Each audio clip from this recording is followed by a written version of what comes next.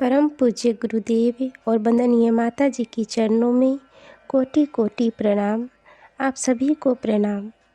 सच्ची घटना पर आधारित पुस्तक अद्भुत, आश्चर्यजनक किंतु सत्य में आज हम सभी सुनेंगे मनुष्य में हुआ देवत्व का उदय। यह कहानी है मनीष, पूर्व जोन, शांति कुंज, हरिद्वार। भरतपुर राजस्थान के भैंसा पिचुना गांव के निवासी हैं श्री रामजी लाल वर्मा। बहुत ही साधारण परिवार में पैदा हुए श्री वर्मा जीवन के संघर्षों का सामना करते हुए पढ़ लिखकर राज्य सरकार के चिकित्सा विभाग में प्रशासनिक अधिकारी के पद पर पहुँचे। धीरे धीरे परिवार की श्री संपन्नता बढ़ने लगी। वर्मा जी के एक छोटे भाई हैं जो गांव में किसानी करते हैं। छोटी सी खेती पर निर्भर रहने के कारण उनकी आर्थिक स्थिति दयनीय थी। इसलिए बड़े भाई ने छोटे भाई के लड़के के नाम पर जयपुर के पास नेशनल हाईवे पर 18,000 स्क्वायर फीट ज़मीन 4 लाख रुपए में सन 2000 ईस्वी में खरीदी।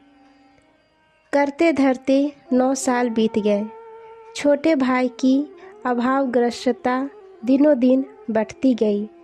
शान शौकत से जीने के आदी छोटे भाई ने ब्याज पर कर्ज लेना शुरू किया। कर्ज का बोझ बहुत अधिक बढ़ जाने पर उन्होंने बड़े भाई द्वारा अपने बेटे के नाम पर खरीदी गई ज़मीन औने पौने दाम में बेच दी।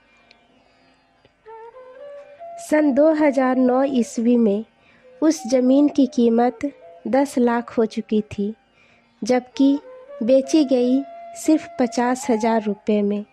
इससे कर्ज नहीं चुका तो ट्रैक्टर भी बेच दिया गया। वर्मा जी 4-6 महीने पर गांव जाते थे। नवंबर 2009 की उस करतूत का पता उन्हें तब चला जब फरवरी 2010 में घर लौटे। सब कुछ जानकर अवाक रह गए। इस घटना से वर्मा जी पूरी तरह से टूट चुके थे। जीवन से निराश होकर उन्होंने आत्महत्या करने की सोची। दोपहर में बाजार जाकर बड़ी मात्रा में सल्फास की गोलियां खरीदी और घर आकर किताबों की अलमारी में छुपाकर रख दी। फैसला कर चुके थे कि रात में सबके सो जाने के बाद सल्फास की गोलियां खाकर हमेशा के लिए चैन की नींद सो जाएंगे। रात का दूसरा प्रहर शुरू हुआ। सभी सो चुके थे।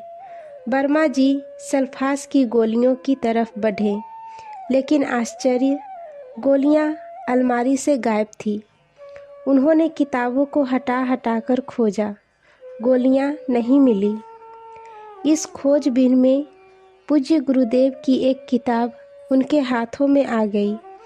किताब पर नज़र पड़ते ही चेतना जगी। उसे पलटते ही जो पृष्ठ खुला, उस पर लिखा था कि जो व्यक्ति युग निर्माण मिशन से जुड़ता है उसके घर में कभी आग नहीं लग सकती, उसे कभी सांप नहीं काट सकता और कभी जहर खाकर मर नहीं सकता।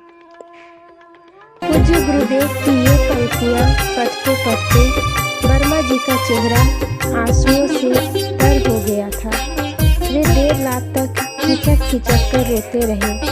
आत्महत्या करने का उनका निर्णय बदल चुका था। अगले कई दिन तनाव में ही बीते। कीमती जमीन का हाथ से जाना, सगे भाई द्वारा किया गया विश्वासघात, ये सभी बातें उन्हें दिन रात बेचैन किए रहती थी। आखिरकार एक दिन वे शांति कुंज के लिए निकल पड़े। शांति कुंज पहुंचकर उन्होंने निर्धारित कक्ष में अपने सामान रखे और नहा धोकर अखंड दीपक के दर्शन किए। उसके बाद समाधि स्थल पर आए। अभी उन्होंने समाधि की परिक्रमा शुरू ही की थी कि पीछे से आवाज़ आई, तू तो बड़ा बेटा है, उसे माफ़ कर दे। मैंने तुझे यहाँ इसलिए बुलाया है कि तू पीछे का सब कुछ भूलकर मेरा काम करेगा ना बेटा। वर्मा जी ने पलट कर देखा। सामने पूज्य गुरुदेव सफ़ेद धोती कुर्ता पहने मुस्कुरा रहे थे। वे लपक कर गुरुदेव की तरफ बढ़े। अभी 2 कदम ही आगे बढ़े थे कि पूज्य गुरुदेव अंतर्ध्यान हो गए। वर्मा जी आनंदातिरेक में डूबे समाधि के आगे बैठ गए। आँखों से अश्रुधारा बही जा रही थी। मन का सारा मैल धुलता चला गया। जिस छोटे भाई को वे दिन रात कोसते रहते थे, उसी के कल्याण की प्रार्थना उन्होंने समाधि स्थल पर की। यही है विचार परिवर्तन। इसे ही तो कहते हैं मनुष्य में देवत्व का उदय। ऐसे ही तो होता है धरती पर स्वर्ग का अवतरण। आज के लिए यहीं तक। आप सभी को धन्यवाद। जय गुरुदेव।